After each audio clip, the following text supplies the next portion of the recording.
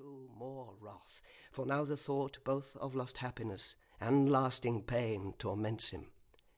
Round he throws his baleful eyes, that witnessed huge affliction and dismay, mixed with obdurate pride and steadfast hate. At once, as far as angels ken, he views the dismal situation, waste and wild. A dungeon horrible, on all sides round, as one great furnace flamed, yet from those flames no light, but rather darkness visible, served only to discover sights of woe, regions of sorrow, doleful shades where peace and rest can never dwell, hope never comes that comes to all.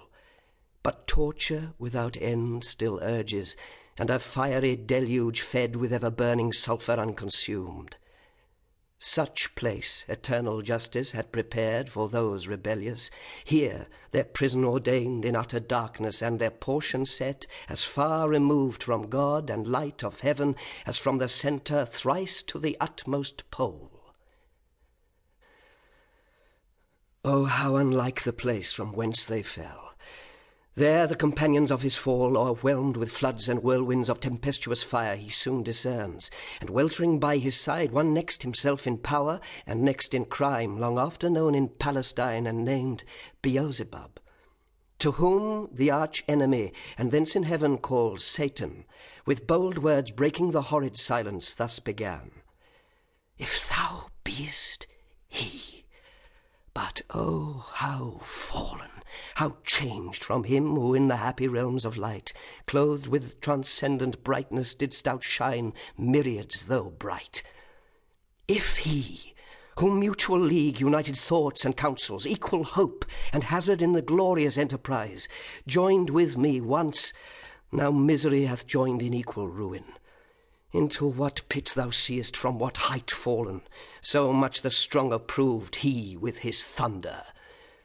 And till then who knew the force of those dire arms? Yet not for those, nor what the potent victor in his rage can else inflict, do I repent or change, though changed in outward lustre, that fixed mind and high disdain from sense of injured merit, that with the mightiest raised me to contend, and to the fierce contention brought along innumerable force of spirits armed, that durst dislike his reign, and me preferring, his utmost power with adverse power opposed, in dubious battle on the plains of heaven, and shook his throne. What though the field be lost? All is not lost. The unconquerable will, and study of revenge, immortal hate, and courage never to submit or yield, and what is else not to be overcome, that glory never shall his wrath or might extort from me. To bow and sue for grace with suppliant knee, and deify his power, who from the terror of this arm so late doubted his empire, that were low indeed, that were an ignominy and shame beneath this downfall. Since by fate the strength of gods and this imperial substance cannot fail, since through experience of this great event, in arms not worse, in foresight much advanced, we may with more successful hope resolve to wage by force or guile eternal war, irreconcilable to our grand foe, who now triumphs, and in the excess of joy sole reigning holds the tyranny of heaven." So spake the apostate angel, though in pain, vaunting aloud, but racked with deep despair, and him thus answered soon his bold compeer: "O Prince, O chief of many throned powers, that led the embattled seraphim to war under thy conduct, and in dreadful deeds fearless endangered heaven's perpetual king,